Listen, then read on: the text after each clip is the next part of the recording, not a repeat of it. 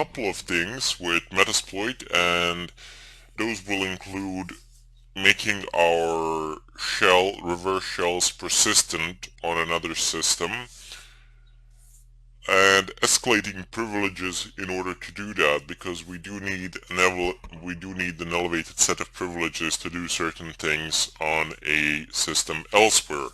Now, I can just see the question in the discussions now, can we actually do a remote desktop?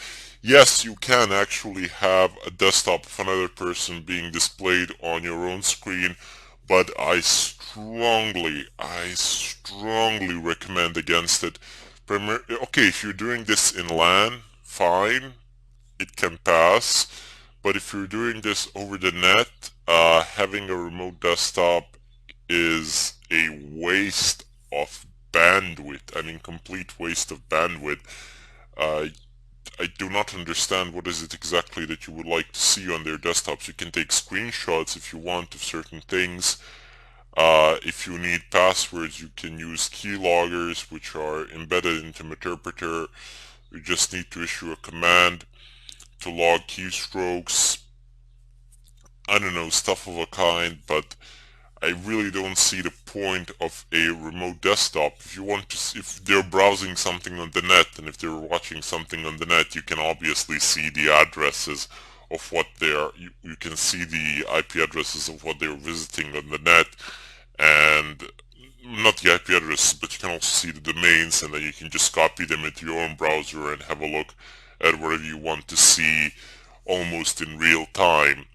I know that would be a bit of a drag, but believe me, it saves up on bandwidth, and if you do a remote desktop over the net, you are very likely to render the other person's web browsing experience practically inoperable. They won't be able to browse the web. I mean, they will, but it will be very slow unless they have a really good connection.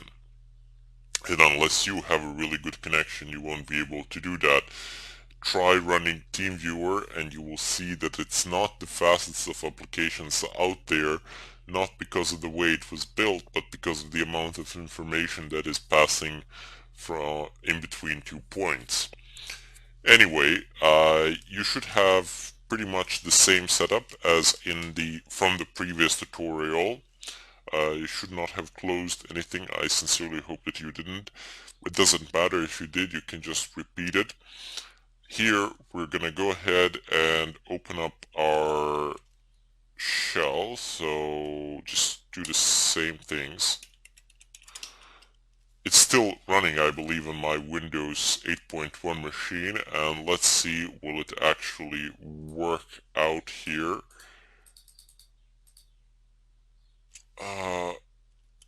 Or, hold on. Oh, I already have it running. So it's working, and let me show you how is it working. I'm gonna go over these commands with you, don't worry about it. I just want to get into the interpreter now. Excellent, so we are now in the interpreter. Let me just prove to you that I am in fact in a Windows machine. So cd, there you go. These are obviously Windows files. Well, cygwin. I even have that installed on my Windows machine. Amazing. Doesn't really matter. Anyway, now you can see that I am in my Windows machine. I've just closed the interpreter. I've actually placed my interpreter shell into background, and that is something that you can do and that you will be forced to do over during certain hacks, primarily because you will want to do other things with that session. You will want to open up a session, and then you will want to do different things to that session. You want to pass that session to different exploits so they can use it as well, and you obviously can't do that like this. So what you would do is put it in the background, but before we do, just go ahead and type in help. This is gonna give you a list of commands. This is a very nice command. Get system attempts to elevate your privileges, but this doesn't really always work. And here you have webcam commands. I mean, I can't do this demonstration on a wireless machine, on a virtual machine, but you can do this is physical. This is only for physical machines unless you have a USB camera or something of a kind. It's not really that hard. You just type in run and then one of these commands you will see later on. We will do something. We will use some of the commands, not for webcam, but we will use some other commands. I do believe that it is just run and then this, and the rest will simply fall onto the system. The system will be able to do the rest. Anyway, so you have these things. You can take screenshots. You can start capturing keystrokes, stop capturing keystrokes. I don't know, you can do pretty much whatever you want. You can list accessible desktop and Windows stations. Well, that's very nice. System information, this will list information on the current system. So not a bad idea. Shell, we have already used shell. Drop into the system command shell, which means you get the CMD in Windows, practically a CMD prompt in Windows, although the tab does not work there. I'm not sure if reboot would work. I think I've tried it before, but it didn't. It gave me some errors. You will need to use shutdown space /R command in order to reboot the system. BS will list the running processes, and up here, where is it? So I would suggest just taking a look at all of these commands. The text for them is not that long. Just go ahead and read through all of them. If you can't go through all of them, at least go through a few more than we will use in this tutorial, just to get an idea of what this thing can actually do. Here you can type in netstat and it displays network connection, so you can see what they are doing on the net in real time, which is very nice. As you can pretty much copy those addresses onto your machine, and you can see which sites are they visiting or what they're doing there, as opposed to running a remote desktop, which is highly inefficient. Here you have some simple file system commands. I'm pretty sure that some of them won't work, but most will. And up here is the background which we have started. So if you type in background, it backgrounds the current session. So let's just go ahead and do that. Please, I cannot stress how important it is that you take a look at some of these commands. They are very simple to understand. You won't need to bash your head against the wall to figure out what they do. They're just, you just take a look at them and type them in. So for example, to background an application, to background a session, you type in background. It's the same principle. I don't think that you actually need to use run. That was my bad here. But just rather instead type in a command. So if I type in, before I type in background, I'm going to type in get system. And this is gonna fail. I have a bad idea. Yep, there we go. Operation failed. The environment is incorrect. For shell command, you just type in shell and it puts you into a CMD, into the command. It gives you the command prompt. And let's see, do we have any elevated privileges? Even though the get system command did not work out to the best, but there is still a better way to check this. I mean, just to know for sure, because these things tend to bug out. I mean, this is a reverse shell, so don't expect perfection. CD into Windows. Tab doesn't work here. See, if I press tab, it just keeps on jumping. System 32.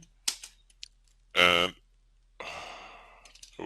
CD Windows system 32, am I right now? Okay, there we go. Now we're gonna try to make a directory here. So mkdir test, does this work? No. mkdir test access is denied. I cannot make a directory here, so proof enough. Anyway, we're gonna now background. A tab does work here to finish your commands. Backgrounding session 5, and you see it exits out of the interpreter. It doesn't exit out the interpreter, but it puts it into the background, and in your foreground is your MSF console. Now you can type in sessions-help to get a list of help commands for sessions. You can also type in session-l to get a list of running sessions. You can have pretty much as many as you want here, as many as your system can handle. To get back into a session, type in -I and type in the number of the session, the ID, press enter, and there we go. We are once again into the interpreter session number 5. You can again type in background and put it in the background, remain where you are in a MSF console from where you can do various things. Now, I have decided to use this one, and you see I described it here, ask for privileges. Now there are numerous ways that you can obtain elevated privileges on a remote system upon opening a interpreter shell. The best one, in my personal experience, is simply to ask the user for the permissions. If they don't give them to you the first time around, I don't know, wait a while and then ask them again. And if that doesn't work, I don't know, wait a while, ask them again. Eventually, they will click more often than not. Yes, I don't know why, but such are the things in Windows. You don't need a password, you can just click yes or no, and you have admin privileges, which is fascinating to me, to say the least. Anyway, before I use that exploit, I'm gonna type in use post, so post exploitation, Windows,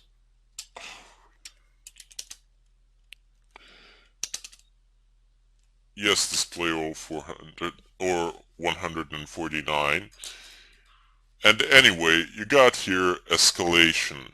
So you can gather credentials, different types, but okay, so you can even have a keylogger here, but you don't really need it. If you have a interpreter session, you can start it from the interpreter session immediately.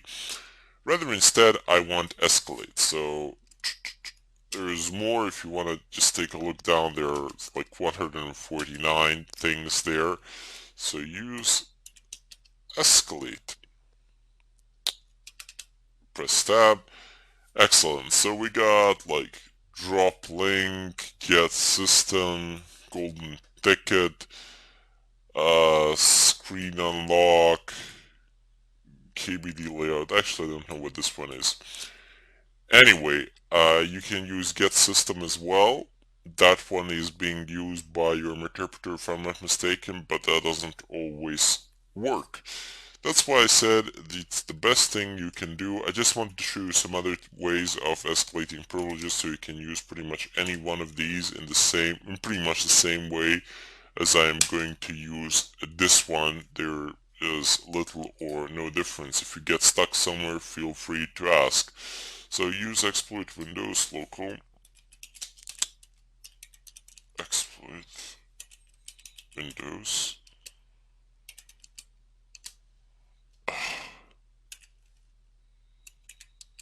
local, and what do we got here? Still too many. Ask. Excellent. So now we have entered this exploit, and for this exploit you type in show options, and I have configured this to session 1, as that was what it was previously. You only need to configure session 1. Uh,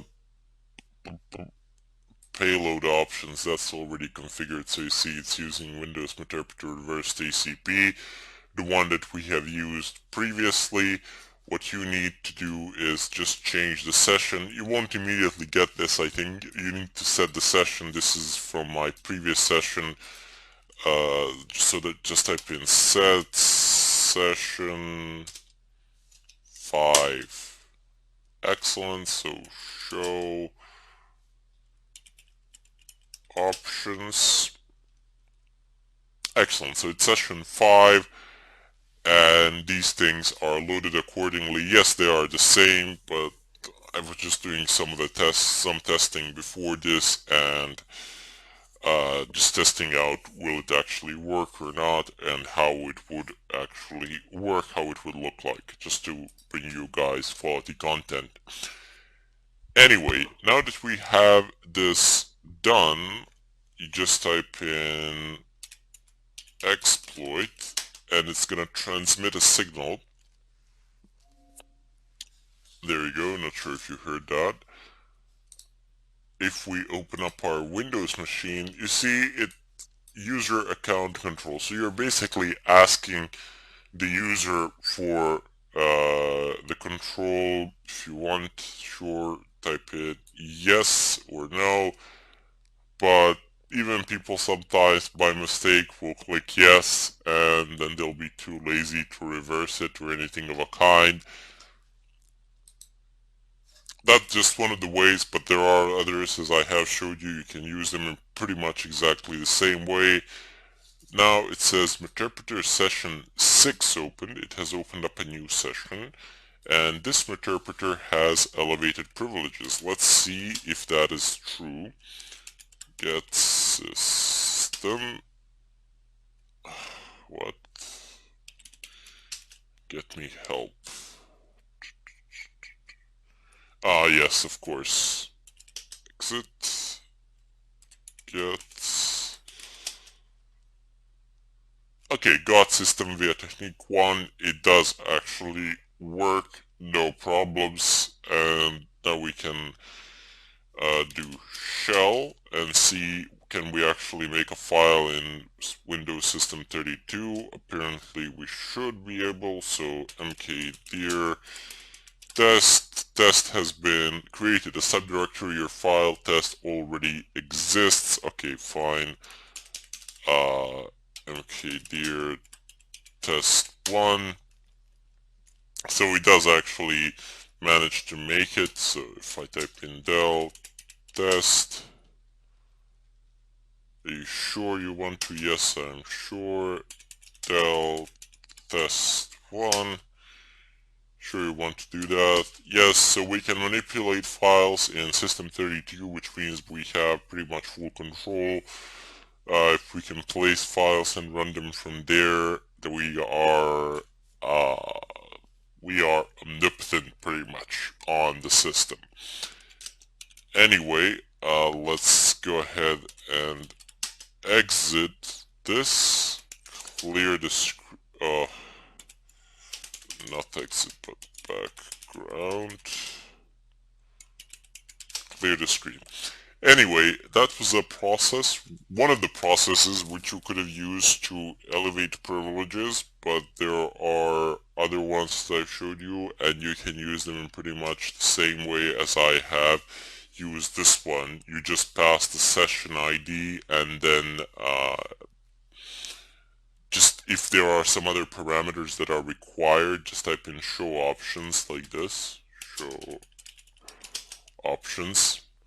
And it tells you here is something required or not. So it says session 5 is required. Technique exit. And this should be configured by default, but you only need to have a session here. So you can see what fields are required and not. You basically just type in set and type in the name of whatever you wish to set. That's it. No problems there. However, again, if you encounter problems doing some other stuff in Metasploit, please do not hesitate to post it in the discussion section on Udemy, and I'll be more than happy to attempt to assist you. In any case, I bid you farewell.